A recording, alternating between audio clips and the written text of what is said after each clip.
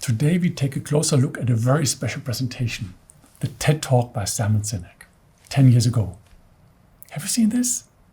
This presentation was incredibly successful. Before this presentation, Simon Sinek was more or less unknown. After it, he became known all over the world, a sought-after expert and keynote speaker, all because of one presentation.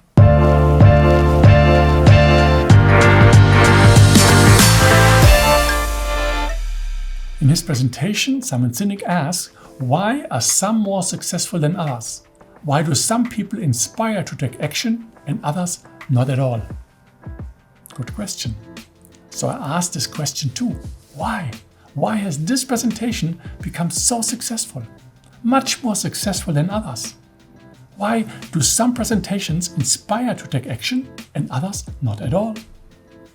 I think there are three things that Simon Sinek is doing extremely well. The first and most important, he has a very clear message, a central idea that is super easy to understand. Let's go straight into this key part of his presentation. I made a discovery, and this discovery profoundly changed my view on how I thought the world worked, and it even profoundly changed the way in which I operate in it.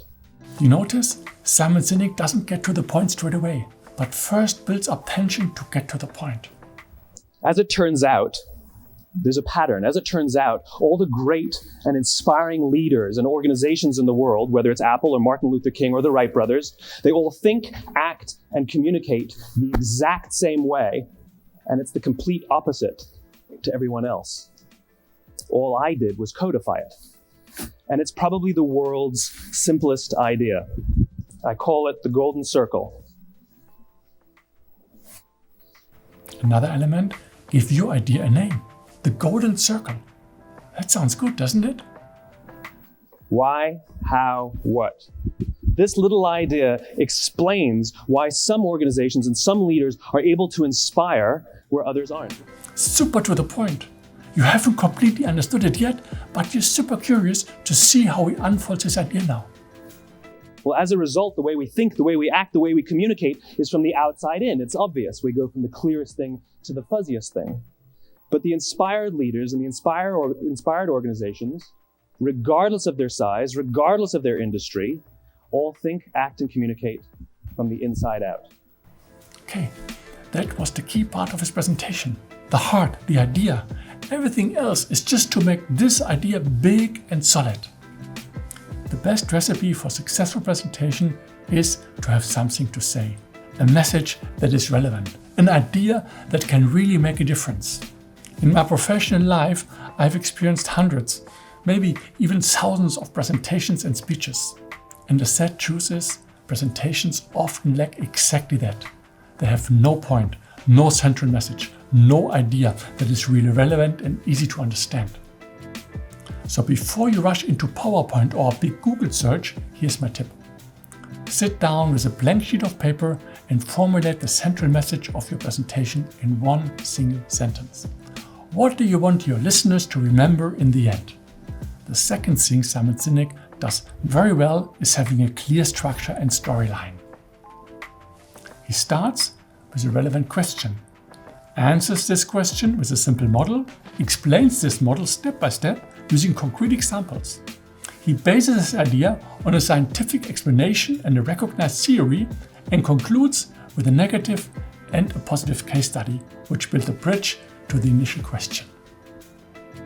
The highest art of presentations is to lead people from A to B, to lead them to a new level of understanding.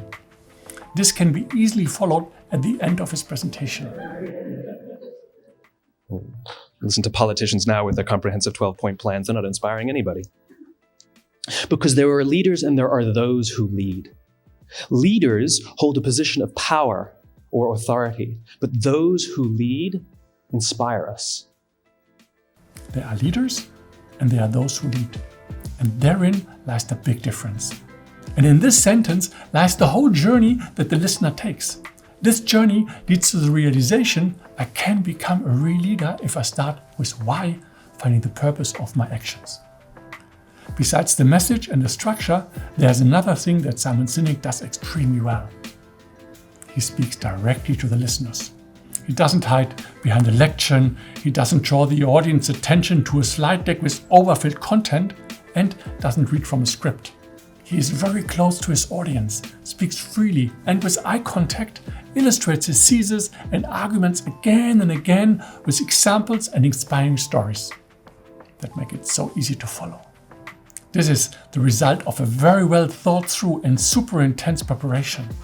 You need a great idea and a really good structure to get your audience from A to B.